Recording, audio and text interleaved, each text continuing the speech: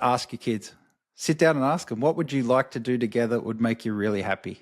And I guarantee I've done this with clients. I've done it with my kids over the years. You'll be amazed at what they say.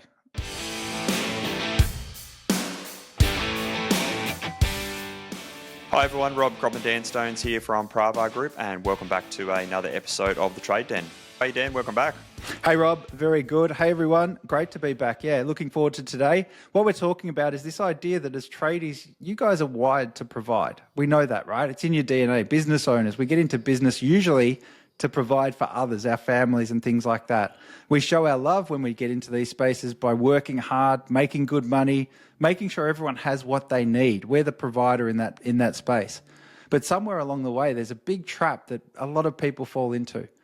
You start thinking that providing equals loving, and that being a good dad means being a busy dad and being on the job. That's what it is. But your kids aren't thinking, hey, dad loves us so much. He works 60, 70-hour weeks. They're thinking that dad's work is more important than us. And as we go through this today, what we're really talking about is what we call the provider trap. And it really is the story or the lesson that we can try and learn about how when good intentions go wrong. I've experienced this firsthand, and it's actually the real reason why Pravar exists today and the reason why we do what we do here at Pravar Group. The word Pravar means breathe life back into the family. And the very essence of the heart of what we do with our coaching is helping our clients build great businesses and reconnect with their families. And the reason why that is because when I was a young fella growing up, my family fell over purely because of the crazy hours, the way that my dad was trying to provide for us as a family. He was an operator at the power station doing nights, weekends, afternoon shifts, night work. When he wasn't working, he had his passion of being out in the garden and his landscaping and mowing his lawn. And then outside of that, he was trying to build Kropp's fencing and gardening, where he was building retaining walls, fences, trying to run a trades business to be able to make more money and provide for us as a family. Now, I know looking back, now that I've had time to process it and mature and have my own experiences trying to run a business and be a good dad as well, is that looking back, my dad, he was doing the best with what he could at the time, but there's no doubt the hours that he was working and the way that he was going about it, no doubt led to our family falling apart, which had a massive impact on me growing up as a young fella. Yeah, it's such an interesting thing to look back on that, I think, Rob, when you tell this story, and I've heard you say this so many times, and there's always something you can sort of pick up as you listen to this, but even the mowing of the lawns, and you say it's his passion, was it, I mean, maybe it was, but was it really his passion, or was that also him trying to provide a nice environment for the family and keep giving back? And I think this story about good intentions is I'm giving back, but you're not giving ultimately what everyone needs. And then everyone ends up suffering, even the person that's trying to be the giving person and do the right thing, everyone ends up suffering. It just becomes a zero sort of sum game. It does. And my whole dad's side of the family has come from the land. They're farmers. My granddad was a cane farmer. His brothers were dairy farmers. That's hard work and working hard and working long hours and I think it's a generational thing. That's all they knew. And my dad fell into that trap. He worked long, hard hours to make money for our family. Now, hats off to my dad. He wanted to be able to give our family a good life. We had a nice home. We had he helped build parts of it. We did live in a beautiful environment. We had a great home around us. He wanted to be able to provide for us and set our family up to have a great future. But I remember when I was a young fella, my dad missed out on things because he was working. My dad missed out on sporting events and events at school and time with us because he was working long, hard hours to make money for our family. And I think that's part of the challenge. And there was no doubt other things that were going on in our parents' world, but I just know that contributed a lot to our family unit falling apart because of the way that my dad wasn't showing up like he should have been. Yeah. Even hearing you talk about it, though, it's such a fine line because I think that you can't fall on that other side. There's a sacrifice and a price to be paid to have quote unquote success, to have a nice house, to have the family and the comforts that you want, to live a happy, good life and go on adventures and holidays and do all that sort of stuff. There is a sacrifice that you have to do and there is a cost to it. You can't just totally override one for the other.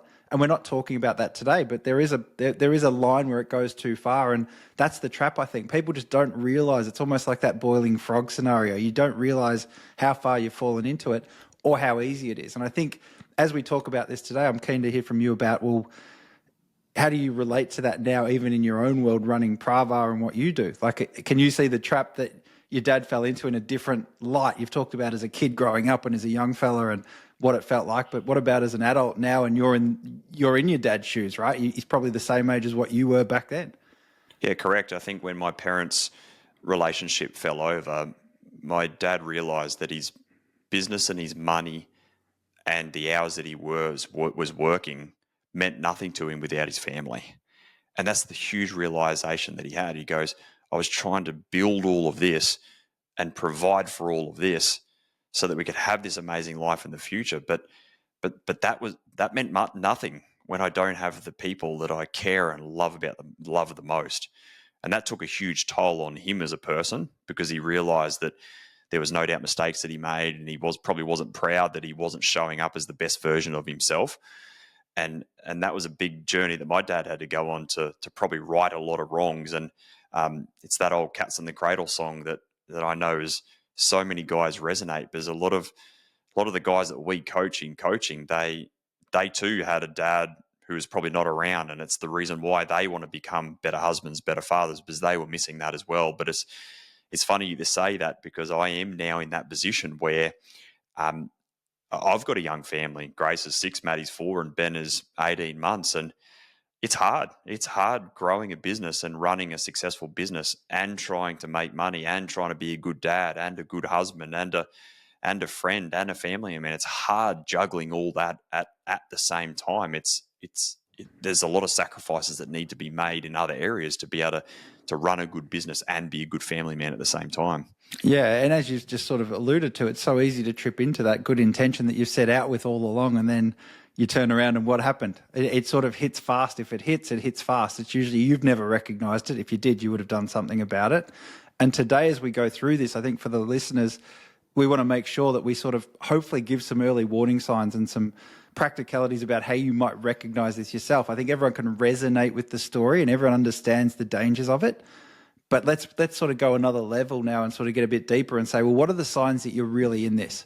And what are the signs that you might be falling into this trap? And I think for me, the first one is that you're physically present, but you're still mentally at work. And we hear this all the time with clients where it's like, I know I'm at home, I'm doing the right stuff, but I'm not there. And I think that the physical presence versus mental presence is one thing. But then there's also the idea that even if I'm not, and even if I'm out, I'm exhausted. I'm absolutely flat out. I need recovery time to recharge so I can front up again the next day. So that's our first thing, I think, is just where are you physically home? Yeah, tick. But where are you mentally when you're there? Are you recovery mode or are you just in another place? Yeah, this is a big one where it happens when business is hard. You go through cycles in business. You got cash flow problems, team problems. I know that they've been a part of my journey. We're not immune to having our own challenges here at Pravar Group, and I've been guilty of this where you're physically present with your family, but you're so exhausted, you're worn out, you're busted, you're tired, you're stressed, and it's sometimes hard to be present when you've got the pressure building on you as a businessman. But it's your ability to be aware of that and aware of how do we compartmentalize those pressures so that we can still show up as the best version of ourselves despite the pressure that we've got. That's the challenge that you face, but it's about being aware of the sign that you're in the awareness of the sign that you're in the first place. Yeah, spot on. As we go through these signs, that's what we're trying to do, is get the awareness first, because if you miss the awareness, you'll never be able to make the shift, which is where we're going to go. But you need to have that awareness. I think the second thing to raise your awareness on this is start to pay attention, if you're not already, but start to pay attention to what your kids are saying or doing. The second sign being that your kids will start assuming that you'll be working. It's now the assumption is, well, you'll just be working. And eventually they stop asking you to come to things. They stop telling you stuff. They stop sort of including you as part of their daily story, their routine, their adventures. That you're not part of that because they've just assumed Dad's going to be out. He's going to be working. When they start making comment around that, that's when you know that you haven't integrated well. Dad's always working. Dad's not around. Oh, are you going to work again today? Oh, Dad, when are you going to be home? It's if you're starting to hear those signs, the best thing I love about kids the most is they're unfiltered. But when they start saying that, that's when you know that that's a sign or a signal that because you're so deep into sometimes in the business world, you're oblivious to what the reality of where you are. But if you've got the ability to hear and listen for those signals that your wife or your kids are giving you, then it's your ability just to have that awareness around that language that others are using around you. Yeah, absolutely. And our third one is you mentioned the partner. The partner sort of voice comes across and all you hear or all you sort of see or feel, you probably don't see it, but your partner starts handling all the decisions. And all the parenting decisions sort of just happen around you without you being involved. And you'll eventually hear the words something along the lines of, well, you're never here anyway. I'm just taking care of what I have to do. And that goes beyond, I think, the relationship with the kids where they're assuming things. But that's where the split goes into you both got jobs to do. You're the provider trap and your partner's off doing the parenting trap, if you like. It's not a trap, of course, but I think you get where I'm going. Definitely. And I think we've got to remember that running a business is hard. And it takes commitment and showing up and your ability to run a business that people rely on you for, your team and your customers and everything. So we can't understate the responsibility that you've got when it comes to being the director of an organization. But what we're not saying is you have to go to the other end of the extreme where you've got to be with your family 24/7 present with your family. It's your ability to be able to know to provide and be there and beyond when you're at work and beyond when you're with your family, and be careful that you just don't let the two bleed across from each other or try and balance each other with the same amount of time in the other side of the box. It just doesn't work in that equation. Yeah, which is why you said it then. You don't need to be there that 24/7 all the time. It doesn't need to be a 50-50 split. It doesn't work that way in reality. It never will. So stop trying to do it. But when you are present, be present. You're not going to get these years back with your kids. For instance, 5-year-olds aren't 5-year-olds forever. And your teenager won't always want to talk to you. Like that's just the reality of these times you go through. You take the good times with those sort of things. You enjoy them for what they are, and then you move on to what you need to do. But there's always this sort of ebb and flow. But the thing that holds it all together is your presence and your awareness of where you are at any one time. Tell us a little bit about your journey, Dan, where I know that you've got older kids now. You're probably at the other end of the equation. Talk to us a little bit about what it was like when your kids were younger, but now you're also seeing the other side and the relationship that you've got with your kiddies. Yeah, we probably had similar journey and similar traps. In my previous career, when I started, I was in software and doing a lot of work internationally and on the software scene and IT and e-commerce and all those exciting sort of things. And it meant a lot of planes and a lot of travel. I think my record was like 31 weeks of the year I was away, and we had a young kid. My daughter, she was under probably 2. It was just, that's what we did. Now, Carly, my wife, and I, we knew what we were doing at the time. It was sort of a conscious choice. It was the price we were paying. But I look back now and I think, geez, I was pretty absent, and luckily it was done at the right time, if there ever is one for that sort of stuff. But the shift was absolutely had to be made. I had to really knuckle down and say, well, at one point, I remember it absolutely vividly. I'm happy to talk about it at a later time, but it was a real sliding doors moment. Which way is this relationship, this life, this fatherhood going to go? Am I going to be that or that? And I remember that so vividly. But luckily, I made those choices. I had the awareness. I did the things that we've already talked about today. And fast forward now, my kids are grown up. They're 20, 24, 23 years old, 21 years old. And I look back and the relationship I've got now is amazing. So the payoff for this, it doesn't come in the moment. It doesn't get any easier in the moment as you do this, because you've still got everything going on at once. but I don't have to carry that baggage forever. I don't have to be a dad that was like, what if I had have done it differently? Or I was a good dad because I was a provider. I think I'm a good dad, and I've got a relationship with my kids where they're almost friends at this stage. There's an absolute bond there that's not going to be broken because I was there to share things, and there's memories that we can talk about. There's not things that we can talk about. There's real memories, real experiences, and there's a genuine relationship that's grown over time. And you'd hope after all those years that was a tight relationship and we weren't trying to rebuild things. And I think that's what I cherish the most. And I think I can trace it back to the elements of what we're talking about in this episode already. It's almost like you flip the switch from being a provider to being a present provider. Or at the start where you're providing, it's like, how do I work? We know what we're signing up for. I'm going to go away and work long hours and provide and do this thing. But there became a moment in time where it's like, well, I'm still going to be a provider, but how do I be a present provider for the family? How do I get to do what I love what I do, make good money doing that? But how do I get to be present for my family at the same time? And I think that's where most guys go wrong. It's an either or equation, not an and. Yeah, and I think the time span of it, I think the trap also is very alluring because you think, well, once I get through this hump, I'll be over it. Once I get through that time period, that'll be behind me.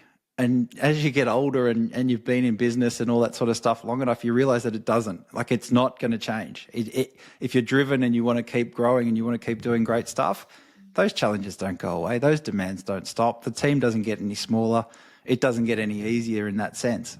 And if we're being honest with ourselves, the ability to have the awareness to go, well, this has gone beyond sacrifice now and this is the way it is, you can start to see the road ahead. And I think that's where the decision point comes. And the sooner you can reach the decision point and you can make your choices consciously, the more you can navigate around the trap rather than just stepping straight into it and now I'm stuck, look what I've done. I think the blokes who figure this out, they just don't have great businesses, and they just don't have great families. They've got kids who are proud of them. They've got kids who want to spend time with them. They've got businesses that are growing and making profit, and they've got great relationships with their wives and great relationships with their kids. And they've got a family that's proud of them and want to spend time with them. They're the guys that we see within our client base who, I don't like to say it, have it all because it's a little bit cliche, but they've integrated their life where they've got the ability to have a great business and a great family life, and they've got a family who want to be with them. And if you can get to that point, then that's the holy grail. That's the position that so many people strive for, but very few people end up with because they don't put in the work to show up as the best version of themselves when it comes to running a business and being a great family man at the same time. Yeah, I'd agree. And it's hard. It really is. And it takes diligence and discipline and all this sort of stuff. That's why it's a trap. You don't realize it until you're in it. And usually it's too late when you are. And I think you're absolutely right in terms of what you said. And I think this week, our challenge, if anything, if we move into that, is really just pick this routine and start to really go back and listen to this and really test yourself. And in pure Pravar terms, face the facts around where you're at right now. And pick one daily routine where you're going to be 100% present. Is it bedtime? Is it breakfast? Is it school drop-off? I know you used to a couple of years ago, it was bath time. That was like a non-negotiable. And it might have been, I don't know, Rob, but that might have been the place where it all started for you to start to make these real strong cuts in terms of what is and what isn't off limits.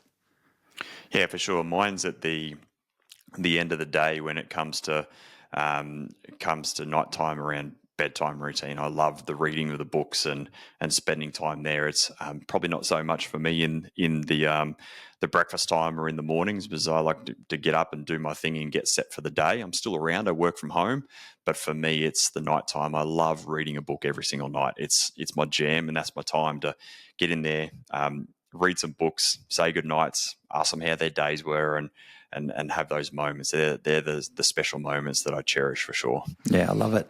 Second one in the challenge is to ask your kids. Sit down and ask them, what would you like to do together that would make you really happy? And I guarantee I've done this with clients. I've done it with my kids over the years. You'll be amazed at what they say.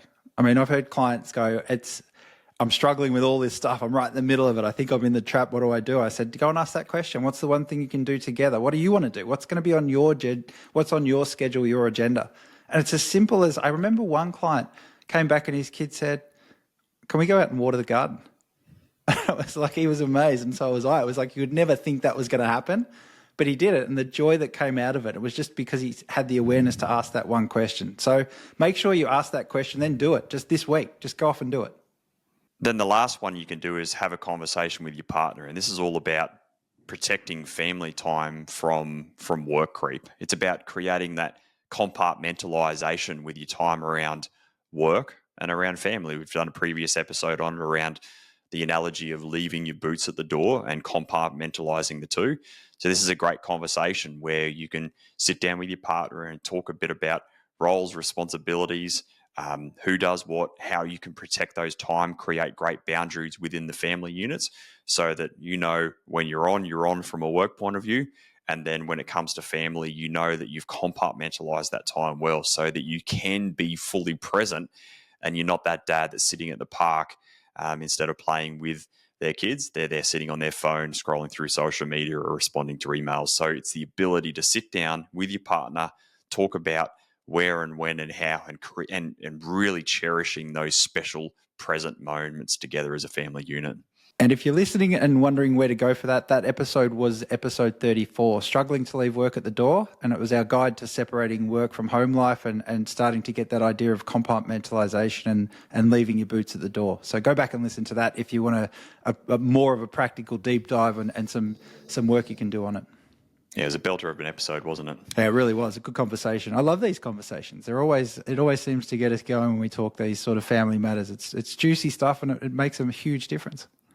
If you're ready to build a business that supports your family life rather than at the expense of it, then book in your discovery call at strategysession.com.au and let's see how we can help build your trades business and reconnect your family.